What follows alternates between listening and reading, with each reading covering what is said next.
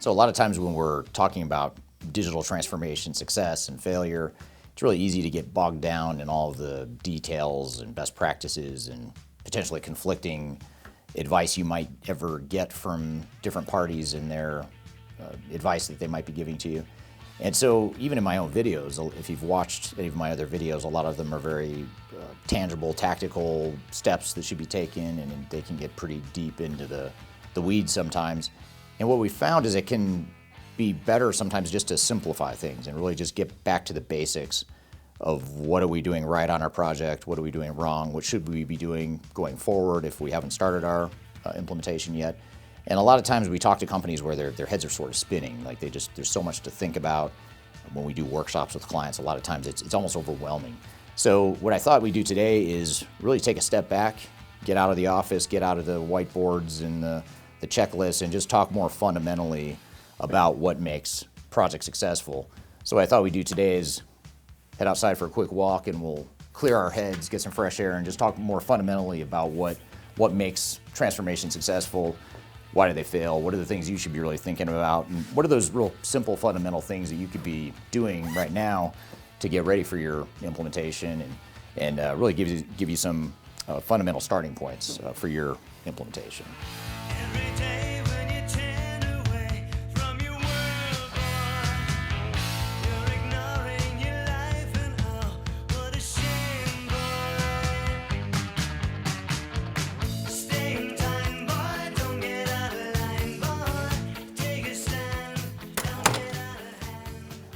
So one of the things about Third Stage and about me in general is I'm very much into music, and Third Stage itself is named after Boston's third album. So I'm a music buff, I love classic rock, and one thing that fascinates me about music is that there's so much that goes into it to keep it all in sync and to tightly package a solid 3 or 4 or 5 minute song. You know, it starts with the song itself. The band has to play in sync, and there's just a whole lot that has to come together very much in alignment. And that's a lot like a digital transformation in an ERP project, is how do we keep the drummer to stay in time? How do we keep the band to stay in time? How do we play to the same notes and everything along those lines? So those are some of the things that kind of take me back to what are the fundamentals of a successful digital transformation. So like a good digital transformation, a good song or a good song that we all love and can't forget is going to be something that starts with a clear song, the songwriting itself. And that's an important part of transformation, is if we don't have a good song to start with and we just go and start hiring band members and hiring people to start playing instruments, but we don't have a clear song or what we're going to actually do, it can lead to a lot of trouble. And you can imagine what a song like that would sound like if we didn't have the song and we just started jamming and just playing different things, and people are playing different notes or they're playing in different keys, different styles of music. And if you think about transformations, that's a lot of times what happens.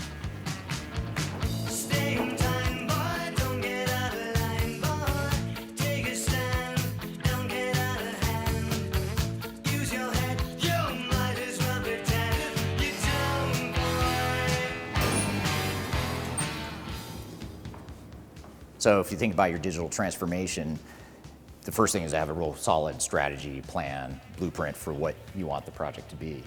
It's real easy to just defer to your system integrator or just figure it out as you go.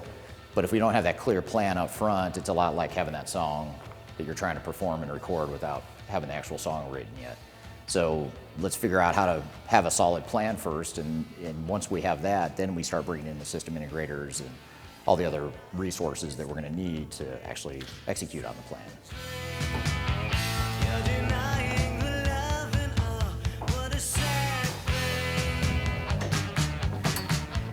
So once we have that clear plan in place and we have the strategy and the roadmap that we're going to follow, and one of the next big things we can do is make sure we've got alignment starting at the executive and strategic level.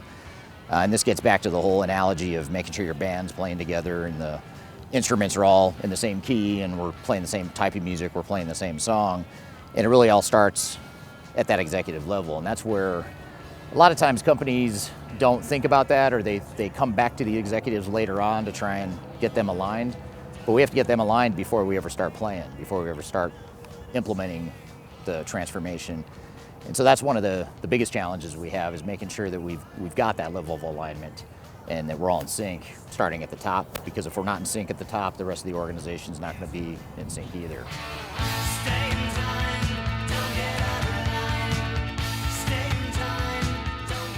So that's really the second thing, is making sure we've got executives aligned. And then once we've got that in place, then we have to worry about the rest of the organization and how do we get everyone else from the executives on down aligned. How do we keep them in sync, keep them in time as we're performing the song, so to speak, figuratively speaking, of course. But how do we keep that team aligned? And that really comes down to change management. How do we ensure that, starting with that executive alignment, we now get the rest of the organization aligned? And the better job we can do greasing the wheels for the rest of the organization, ensuring that they're coming along for the change, much more likely it is that the project's going to be successful and the transformation is going to succeed. And there's a lot of different components of change management that I won't get into here. We've got other videos on my channel that cover that in more detail. But that's one of the big things, is alignment.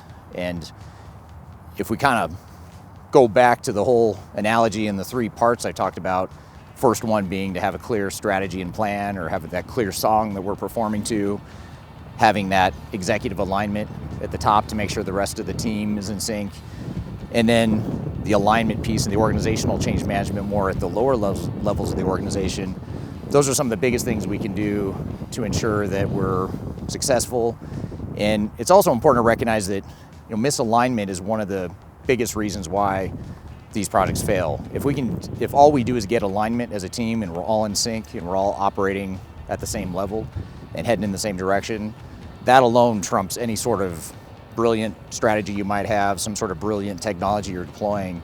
If all we do is get alignment, we're already one step or several steps ahead of most organizations. So that's why, again, think of it as a song. If I had to simplify this for an executive or a project manager, a project team member that's about to start an implementation, I would just compare it to a song. How do we get a good song? And the song itself obviously needs to be good, but what's more important is, does the band sound good? Are we playing together? Do we have a clear vision? Do we all sound the same? Are we adding our share? And so back to that, if we have that vision, the alignment at the executive level, alignment at the rest of the team level, that's going to make us a lot more successful. And the other stuff isn't easy, but that's probably the best advice I can give for someone who's just looking for some real simple, fundamental advice on what do I need to focus on and where should my head be as I'm starting this project. So I hope you found this information useful, and I hope you have a great day.